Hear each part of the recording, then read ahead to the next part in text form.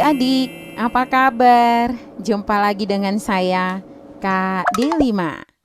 Oh ya, cerita kali ini judulnya Jangan Memandang Muka. Adik-adik, memandang muka adalah istilah.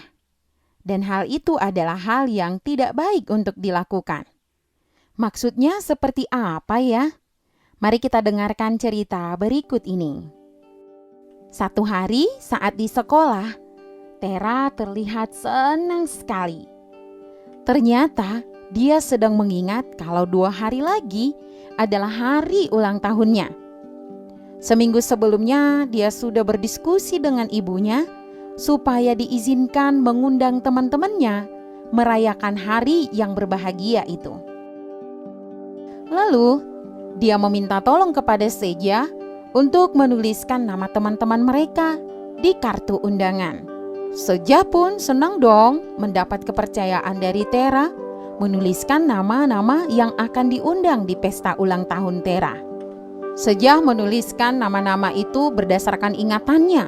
Setiap kali mengingat nama teman-temannya, dia segera menuliskan nama mereka di undangan ulang tahun Tera. Tapi saat dia mengingat nama Endang, dia berhenti. Dia tidak segera menuliskannya di sana. Dia berpikir, saya tulis tidak ya? Saya tulis tidak ya? Kata-kata seperti itulah yang berulang-ulang di dalam pikirannya. Lalu dia melewatkan nama Endang. Setelah nama-nama dituliskan di kartu-kartu itu, dia mengembalikan kepada Tera. Tera melihat dan berkata, "Loh, ini masih ada kartu yang kosong? Apakah sudah semua nama dituliskan?" "Sudah," kata Seja.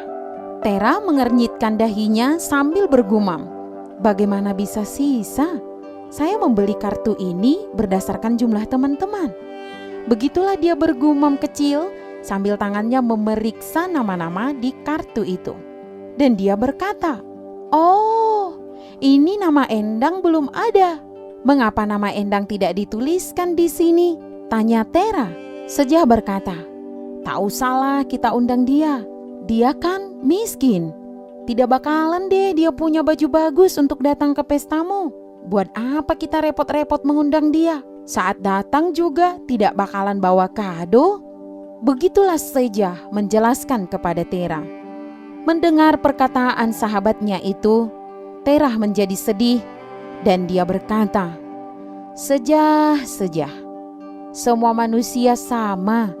Kita sama-sama makan nasi, sama-sama menginjak bumi. Tidak boleh membeda-bedakan dia kaya atau miskin, dia rupawan atau bukan, dia berkulit putih atau berkulit gelap. Kita semua sama, ciptaan Tuhan. Tidak boleh memandang rupa. Sebagai sahabatmu, saya harus memberitahukan ini kepadamu. Pemikiran seperti itu tidak baik.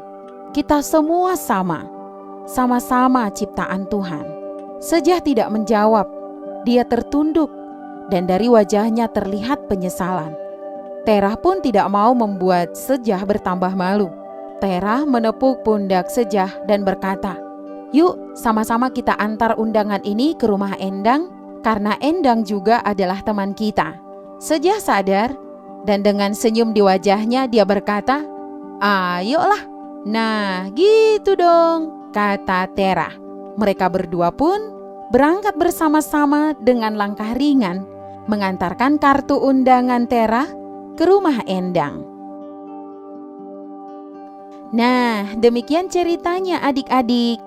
Pesan moralnya adalah, yang pertama, semua orang adalah ciptaan Tuhan. Maka tidak ada yang lebih tinggi atau lebih rendah. Yang kedua, jangan memandang rupa.